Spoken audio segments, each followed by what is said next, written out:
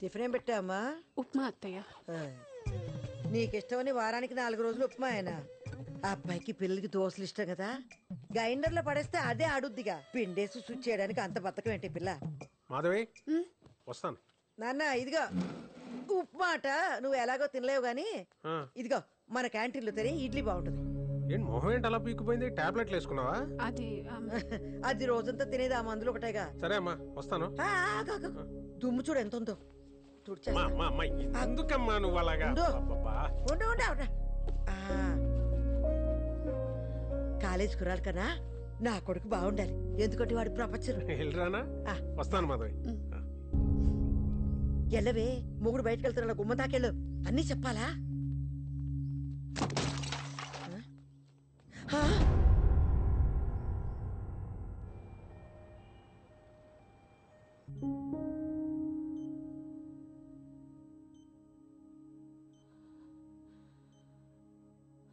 Mild stroke, బాగా stress feel అవుతుంది శేఖర్.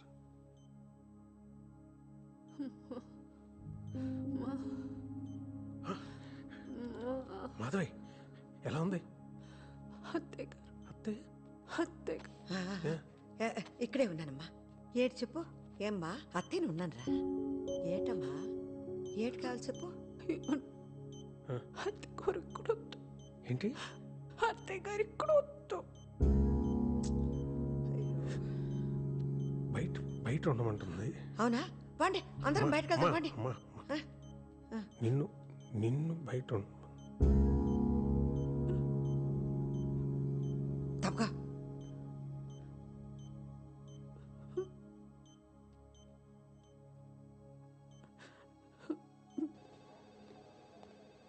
ఈ చంటిగాడు అక్కడ వచ్చాడు.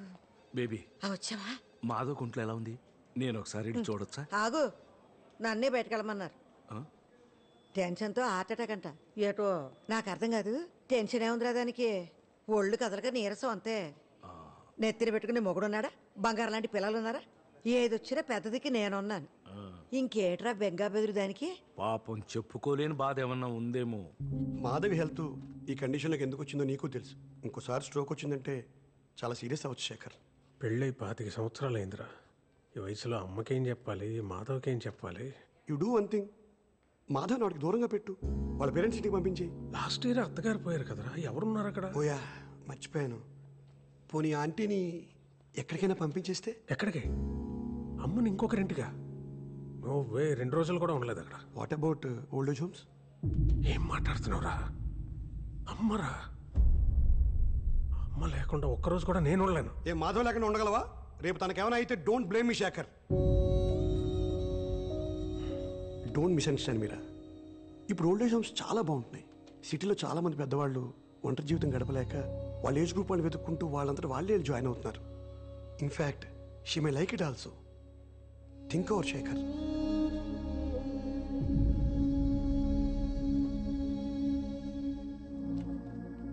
నాని, అమ్మా డాక్టర్ ఏమన్నాడు? పర్లేదన్నారమ్మా. అయితే సర్లే, చంటి బాబు అయితే భోజనం తెప్పించాను.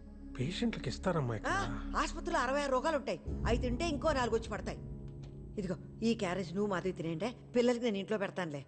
అందాక ఆకలిస్తే బత్తారసం ఉంది, తాగే. మాధవి దానికి ఏవి అవ్వదురా. నువ్వు లేనిపోని ఆలోచించుకుంటూ ఇదైపోక కాదమ్మా. డాక్టరు మాధవని రెస్ట్ తీసుకోమన్నారు, అందుకని. అంతే కదా. అవసరమైతే ఓ 2 నెలల పాటు క్యాంటీన్ పక్కకి వెళ్ళను. మాధవి కంటి ముందు నుంచి కదలను, కన్నార్పకుండా చూసుకుంటాను. అది కాదు. ఇప్పుడు నాకేమవదు. వినవా నాన్న ఏం చెప్తున్నాడు అసలు? అవతల మనిషి ఏం చెప్పాలనుకుంటున్నాడో, ఏం ఫీల్ అవుతున్నాడో ఏం అక్కర్లేదు నీకు. దివ్య, నీ సొల్లు, నీ సోది, నీ మాటలే ఇంకా. ఊరుకో దివ్య. నాన్న ప్లీజ్. మీ అమ్మ మీకెంతో, మా అమ్మ నాకు కూడా అంతే. నువ్వు ఇలా చేయబట్టే మా అమ్మకి హార్ట్ అటాక్ వచ్చింది.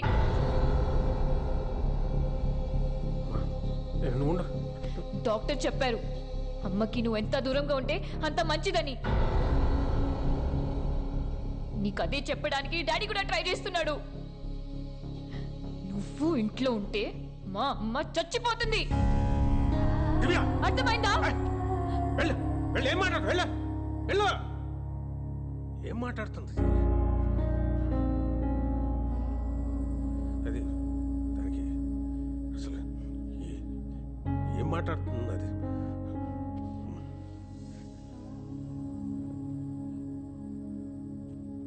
సరే నేను వెళ్తా. లేదు, అందులో ఉప్మా ఉంది, తినే. చంటి అక్కడ ఉన్నాడు, క్యాంటీన్లో పని ఉంటే అదేదో జాగ్రత్త నన్ను.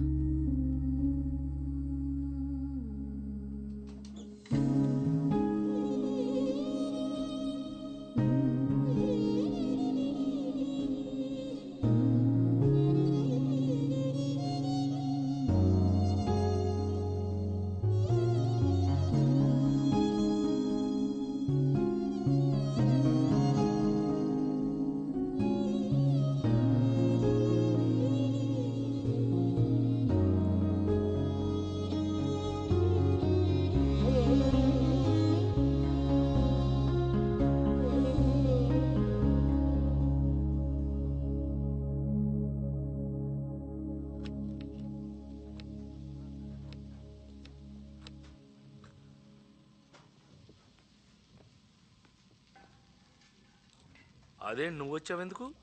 నేను చూసుకునేవాడిని కదా. సీను, మాధవ్ గుంట్లో బాగుందా? ఇంటికి తీసుకెళ్లారా? హాస్పిటల్లోనే ఉందా? ఏమైంది? అయ్యో, ఏడుస్తున్నావు ఎందుకు? ఉల్లిపాయలు. తల్లిపాలు తాగి రొమ్ము గుద్దాడని చెప్పక ఉల్లిపాయలని దొంగి తిరగడం ఎందుకతా? అసలు ఏమైంది? పాపం బేబత్తిని కొడుకు కోడ్లు ఇంట్లో నుంచి గంటేసారి నా చెప్పలేదా నీకు? ఏం మాట్లాడుతున్నావు నువ్వు? ఎంత చేసావద్దా ఇంటికి? ముసల్దానివి అని కూడా చూడకుండా ఈ వయసులో నిన్ను రోడ్ల పడేసారిని తెలియగానే ప్రాణం అల్లాడిపోయిందనుకో. 24 గంటలు నా కొడుకు, నా కోడ్లో, నా మనవడు అని ఆరాటి పడిపోయేదాన్ని.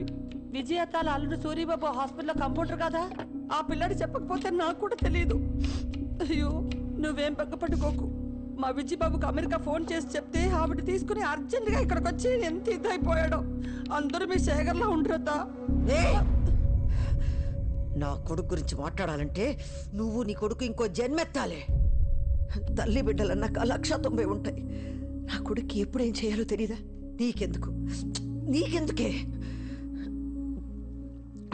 నా కొడుకు కోడల కోసం 4 రోజులు బయట ఉంటాను, తప్పేంటి?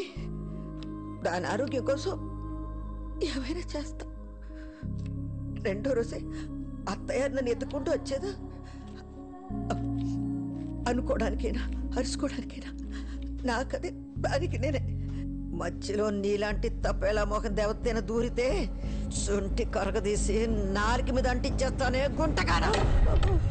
గోరోజనానికి ఏం తక్కువ లేదు ముసల్దానికి, తండ్రి తరిమేసిన.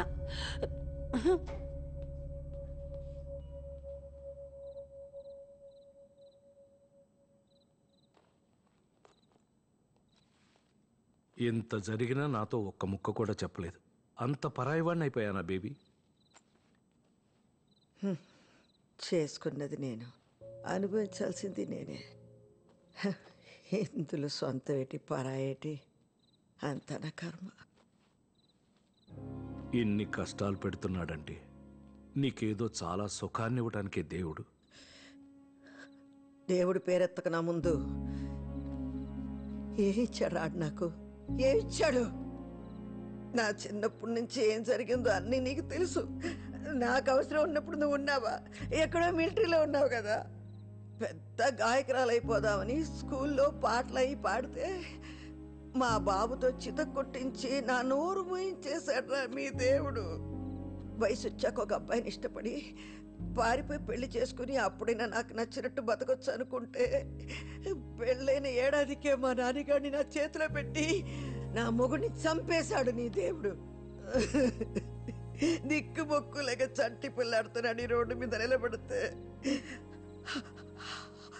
ఆదరించడానికి ఎవడూ లేడు సరిగదా. వయసులో ఉందని ప్రతి విధవరా మీద కట్టేశాడురా. నన్ను కాపాడుకుంటా పిల్లాన్ని పెంచుకుంటా రెక్కలు ముక్కలు చేసుకుని అన్నీ సంపుకుని మొగాడికి మొగుడులాగా బతికాను. ఆడు బొట్టుతో సహా అన్ని లాక్కెళ్ళిపోయినా బంగారం లాంటి బిడ్డని నా చేతికి ఇచ్చాడు అనుకున్నాను రా. ఇప్పుడు ఆడిని కూడా దూరం చేశాడు సంటి. నన్ను ఒక్కసారి చంపితే సాలదని కొట్టి చంపుతున్నాడు రా దేవుడు. రమ్మన్న ఎదురుండని దేవుణ్ణి ఆడు నేను తెలుసుకుంటాను, చూస్తాను. ఎక్కడికి? నేను వస్తాను తాళం వేసి. ఇదిగో నువ్వు నా వెనకాల వస్తే నా మీద ఒట్టు, వెళ్ళిపో. నిన్ను చూస్తుంటే నాకు భయం వేస్తుంది బేబీ.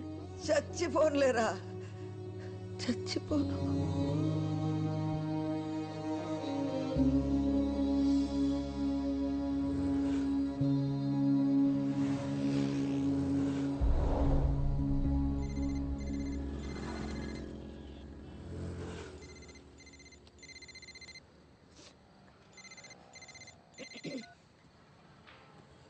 హలో నాన్న, చెప్పయ్యా. హలో నానమ్మ, వస్తున్నావా? ఎక్కడికి? అదేంటి నానమ్మ, చెప్పా కదా ఇవాళ సోల్ శాంటే ఎగ్జిబిషన్ లో నా బ్యాండ్ షో ఉందని. గుర్తులేదయ్యా. అమ్మకు బాగాలేదని నాకు కూడా రావాలని లేదు నానమ్మ, కానీ ఇది నా ఫస్ట్ పర్ఫార్మెన్స్ నానమ్మ, ప్లీజ్. మనసేం బాగాలేదు నాన్న. నానమ్మ, ఇవాళ అమ్మ హెల్త్ బాగుండుంటే అందరూ వచ్చేవారు కదా, నువ్వు కూడా లేకపోతే ఎలాగా? నేను ఎలా పాడుతున్నానో ఎవరు చూస్తారు? వస్తానులే. థ్యాంక్ యూ నానమ్మ, ఐ లవ్ యూ. రీచ్ అయ్యి కాల్ చేయి.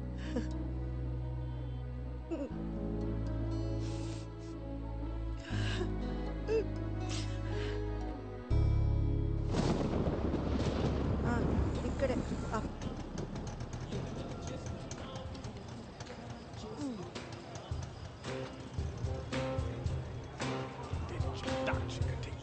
హలో హలో నాన్న, నానమ్మ, నేను ఇక్కడే ఉన్నాను, గేట్ దగ్గర ఉన్నానయ్యా. నువ్వు టికెట్ తీసుకుని లోపలికి వచ్చేసి నేను వస్తున్నా. వస్తాను, టికెట్ తీసుకుంటాను, వస్తాను.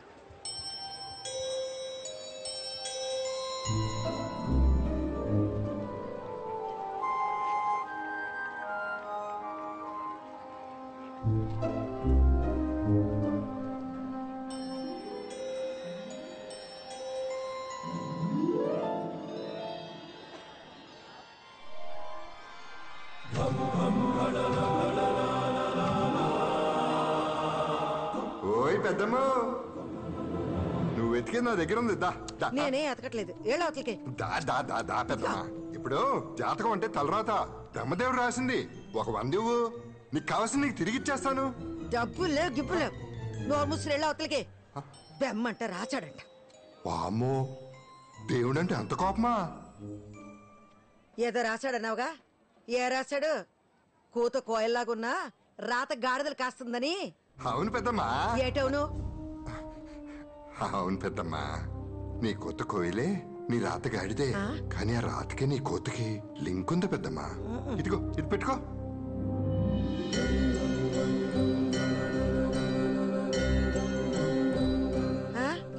ఈ తొండవాయి నాకెందుకు? ఈ రోజు వైశాఖ పౌర్ణమి పెద్దమ్మా, చాలా శక్తివంతమైంది. ఈ వినాయకుడిని నీ దగ్గరే ఉంచుకో. ఏటో నీ గందరగోళ మాటలు నువ్వు. నా దగ్గర దీనికి డబ్బుల్లా. నాకు డబ్బులొద్దులే. ఈ రాత్రికి వినాయకుడిని నీ దగ్గరే పెట్టుకుని త్రికరణ శుద్ధిగా నువ్వు ఏదనుకుంటే అది జరిగి తీరుతుంది. సరస్వతి కటాక్షం లభిస్తుంది పెద్దమ్మా. ఏదో ఒకట్లే, నేను వెళ్తున్నా. నీతో కూర్చుంటే ఏదో ఒకటి చెప్పి డబ్బులు లాగేలాగున్నావు. శుభం, మనోవాంఛ ఫలసిద్ధిరస్తు.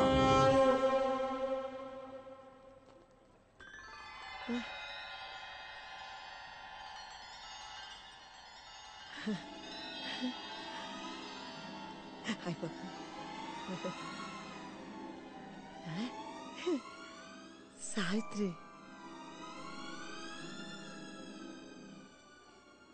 బాబు ఎవరన్నా ఉన్నారా?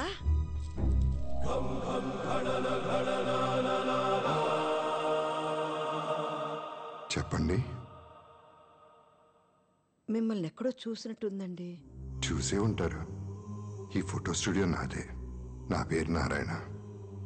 అందరిళ్లలో ఉంటాయి నా ఫోటోలు. భలే ఉన్నాయండి అన్నీ.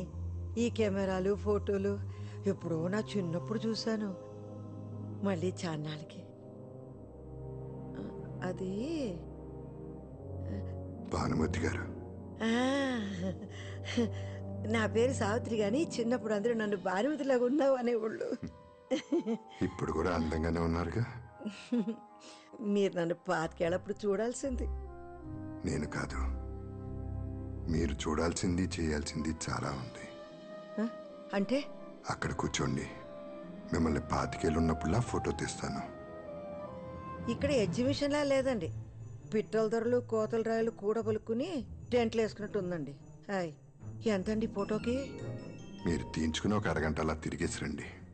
ఫోటో నచ్చితే మీకు ఎంత అనిపిస్తే అంత ఇవ్వండి.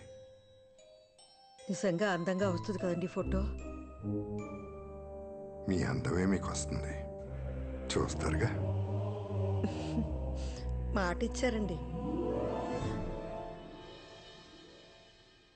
25 ఏళ్ళ పడిచిపిల్లని అయిపోవాలండి నేను.